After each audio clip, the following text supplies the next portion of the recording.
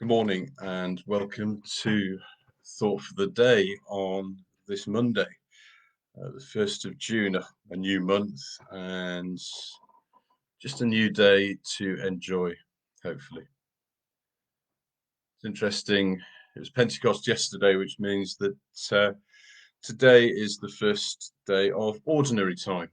Um, that's a time in the church year when there isn't a particular attribution. Normally the churches would be coloured in green for the soft furnishings of liturgical colour. And I've always found ordinary time an interesting name because in my experience, I think very few times are wholly ordinary, particularly now. Just a quick look through the news over the past few days um, show that times aren't ordinary. At the end of yesterday's COVID-19 briefing, there was a question about churches opening.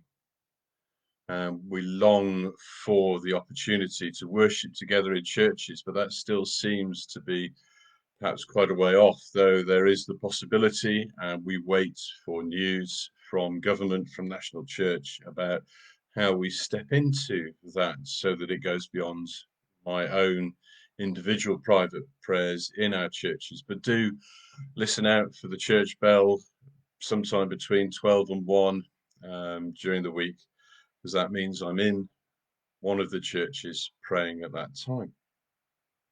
Seems likely that our church opening will be a gradual process and perhaps they'll be open for private prayer first, but we wait and see and we try to be patient while we do that.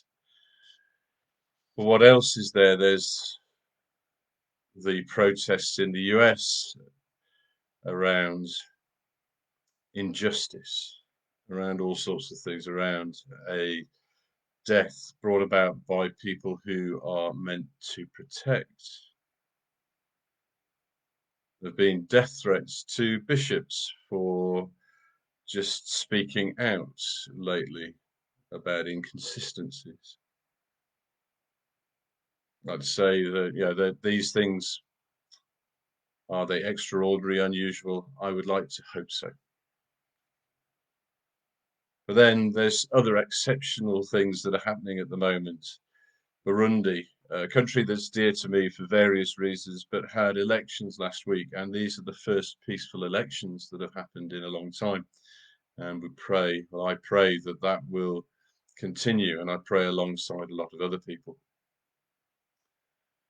But probably for today, I think one of the things that's very different is schools starting back in a limited fashion.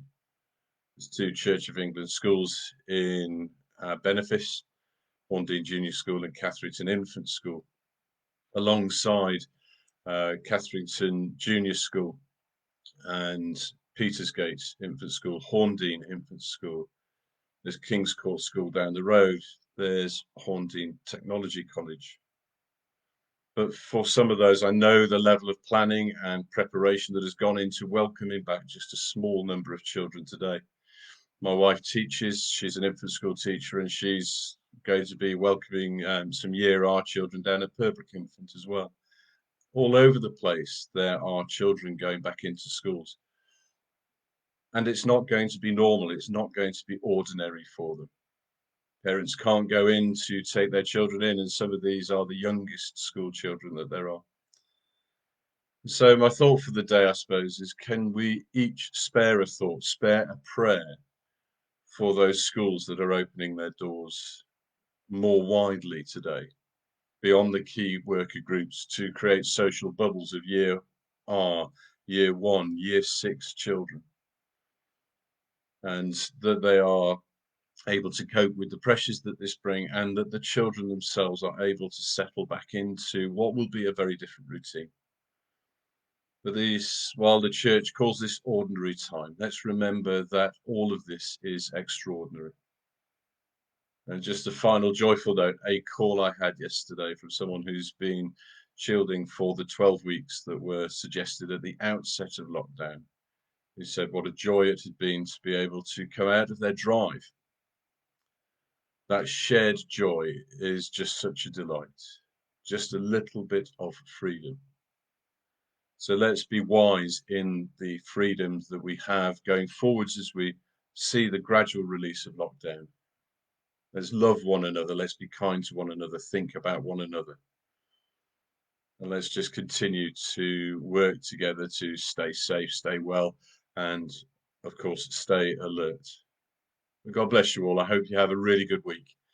My thoughts and prayers are with you. Amen.